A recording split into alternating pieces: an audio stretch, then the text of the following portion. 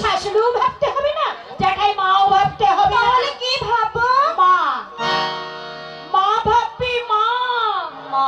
হ্যাঁ মা, এবারের মেয়ের মতো সুখে দুঃখে তুই যে সবসময় আমার পাশে থাকিস, এই সংসারের ভারটা তোর হাতে তুলে দিয়ে মরবার পরে মরলেও আমার কোনো দুঃখ থাকবে না। ঠাকুরের কাছে এখন আমার একমাত্র কামনা 27শে ফাল্গুন যেন ভালোই ভালোই উঠতে যায়। বিড়ালের ভাগ্যে কি আর সে কি ছিড়বে? ও ভাই কি ধরনের কথা? ডাক্তার বাবুর মতিগতির অবস্থা তো আমরা কেউ জানি না, তাই বলছি সারা পথ দৌড়ে দৌড়ে করে শেষে ওই খেয়া ঘাটে যেন গড়াগড়ি যেতে না হয়। অদ্ভুত মেয়ে সুনন্দা, যতই দুঃখ কষ্ট থাকুক না কেন ওর মুখের হাসিটুকু কখনোই মিলন হয় না।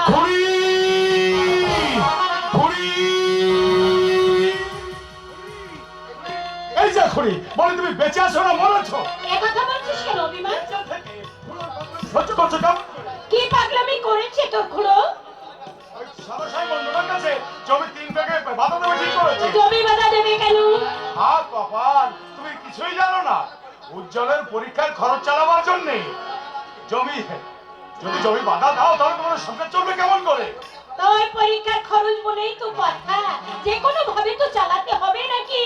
আমি একটা কথা বলবো কি? হ্যাঁ বল। আমি তোমাদের ছেলের মতো, আমি সাহায্য করলে তোমরা ছোট হয়ে যাবে না। জমি বাধা না দিয়ে যদি উজ্জ্বলের পরীক্ষার খরচটা আমি চালিয়ে দিই, তাতে তোমাদের আপত্তি আছে করি?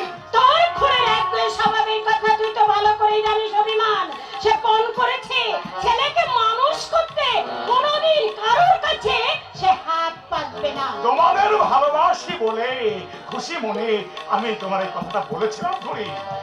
চিরদিন এই ভালোবাসাটুকু রাখিস, এর বেশি আমি আর কিছুই চাই না। তুই বরং 27 তারিখে শুভ কাজটা যাতে সুষ্ঠুভাবে হয় সেদিকে একটু লক্ষ্য রাখিস। লক্ষ্য রাখার কথা তোমায় বলে দিতে হবে না খুড়ি। উজ্জ্বল আমাদের গৌরবের বন্ধু। কি বলিস অভিমান? তোমরাও আমার গৌরবের ছেলে শ্যামল। আমি তো সত্যি সত্যি তোমার পেটে না জন্মালেও আমি তোমার এক ছেলে। আমার 5 বছর বয়সে যখন আমার মা মারা গেল, আমি রাস্তায় দাঁড়িয়ে যখন মা মা বলে আকাশে বাতাসে বিলীন করে কাঁপছিলাম, তখন তুমি, হ্যাঁ তুমি, তুমি তখন মায়ের মতো করে আমাকে কাছে টেনে নিয়েছিলে খুড়ি। আমি সেদিন থেকে জানি আমার এক মা মরে গেলেও আর এক মা আমার আছে। আর সে মা আমার কে জানো? সে মা আমার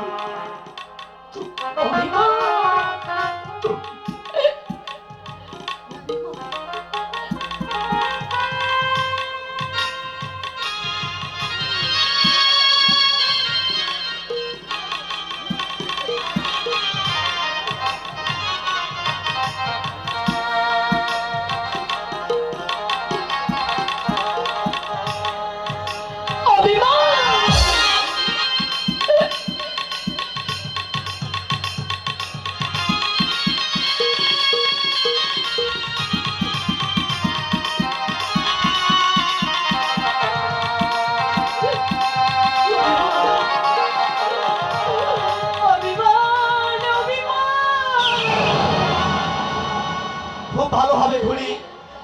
উজ্জ্বলের পাশে সন্ধ্যাকে ছাড়া তাকে ভাবাই যায় না। ভগবান যেন দুটিকে জুটি করে পাঠিয়েছেন। পরের মেয়ের কথা শুনে তো আনন্দে আটকানা হচ্ছে, নিজের কথা কিছু ভেবেছিস? কতদিন আর ওই গৃহশূন্য হয়ে থাকবি? বিয়ে তো করেছিলাম, কিন্তু এই কপালে শৈল কই, আর ওদিকে নাই। এই বেশ ভালো আছি খুড়ি। সারা জীবন বাউন্ডালের মতো গান গেয়ে গেয়ে ঘুরে বেড়ালে চলবে? তাই তো ঠিক করেছি, ওই কমল ঠাকুরের কাছে রামায়ণ তালিম দিচ্ছি। বাবা যে কদিন আছে সে কদিন আমি তোমাদের কাছে আসছি, তারপর দরবার জুটিয়ে ওই প্রবাসে বেরিয়ে পড়বো।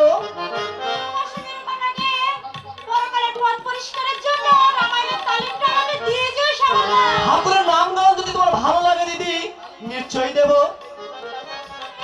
দাঁড়িয়ে আছো, গল্প পেলে দেখছি তুমি আর কিছুই চাও না। এই মশাই এসে খাবে কি? ও মামা মামা, তাই তো তাই তো। ও মামা মামা, তাই তো তাই তো। ভাত চাপিয়ে দিয়ে এসেছি।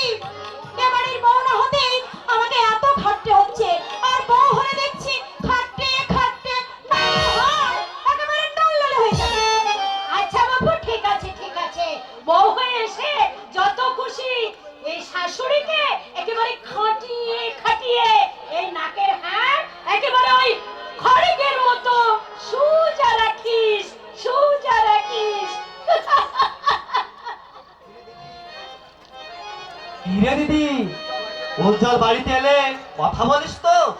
ও মা, বলবো না, সেই ছোটবেলা থেকেই বলে আসছি, আর এখন বলবো না?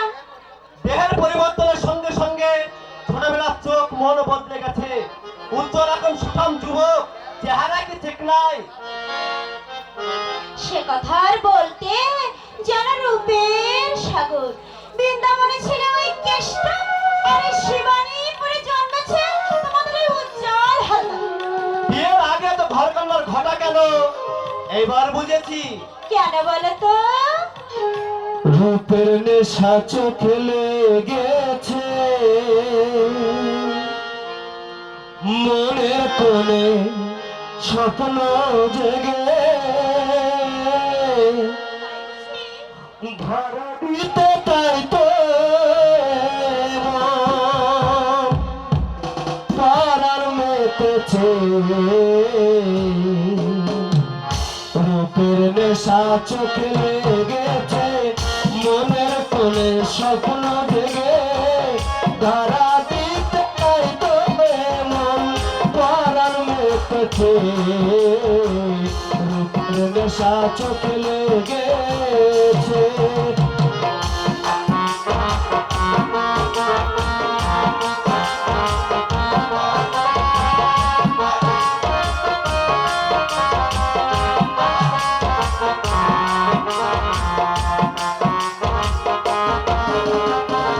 অনুরাগের সোহাগ রেণু সোহাগ আকাশুরে, মন লাগিয়ে প্রিয়া বলে তোমায় ডেকেছে।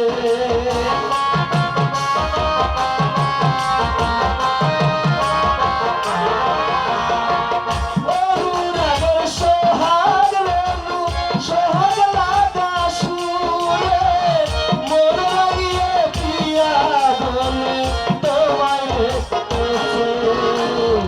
রাশি রাশি খুশি নিয়ে, রাশি রাশি খুশি নিয়ে মন রেখেছে। ধরা দিতে তাই তো মন রেখেছে। রূপের নেশা চোখে লেগেছে, মনের কোণে স্বপ্ন জেগে ধরা দিতে তাই তো মন পরাণ মেতেছে। রূপের নেশা চোখে লেগেছে, মনের কোণে স্বপ্ন জেগে ধরা দিতে তাই তো মন পরাণ মেতেছে। রূপের নেশা চোখে লেগেছে।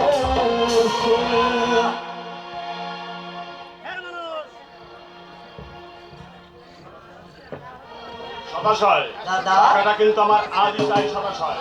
টাকার জন্য আমার উজ্জ্বলের অনেক অসুবিধা হচ্ছে। আরে বাবা, এই তো আর দেশ পাড়াগা নয় যে 10 জনের সঙ্গে চেনা জানা আছে, একজনের কাছে না পেলে আরেকজনের কাছে পাওয়া যাবে। তা তো বটেই আর দুপুরের টাকায় আমি টাকাটা পাঠাবো ঠিক করেছি। দাদা। বয়সে আমি তোমার ছেলের মতো হলেও কি বলে কি আমি কিন্তু নীতিভ্রষ্ট হব না দাদা। আজকে টাকা দিলে তুমি নীতিভ্রষ্ট হবে? হব।